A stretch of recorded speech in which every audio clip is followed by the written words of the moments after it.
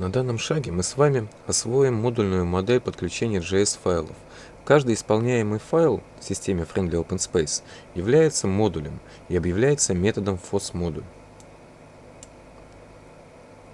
который принимает в качестве аргумента объект с параметрами его описания. Разберем общий пример описания модуля. Всего имеется три основных свойства в параметре метода модуль. Свойство name. Наименование модуля. Оно же является URI самого JS-файла. URI-адрес – это адрес доступа к ресурсу как со стороны сервера, так и со стороны клиентской части приложения. Формат адреса состоит из двух частей, разделенных двоеточием. Первая часть адреса – это наименование пакета. Вторая часть адреса – это положение файла в каталоге самого пакета.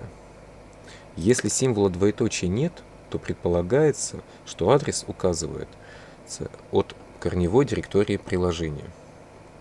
Следующее свойство – массив dependencies. Это перечень URI зависимостей модуля или список подгружаемых модулей для его работы.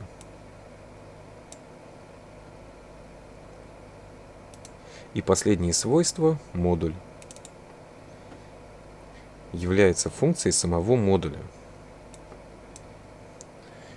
возвращаемое значение которой представляется самим модулем.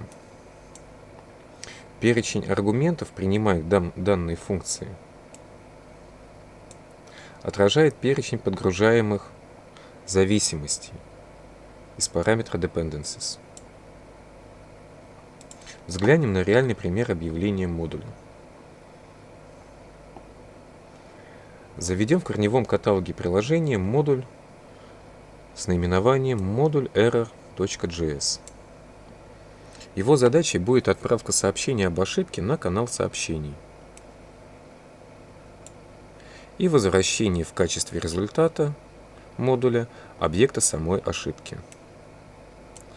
Перечень зависимостей, который нам нужен, это, собственно, сам event.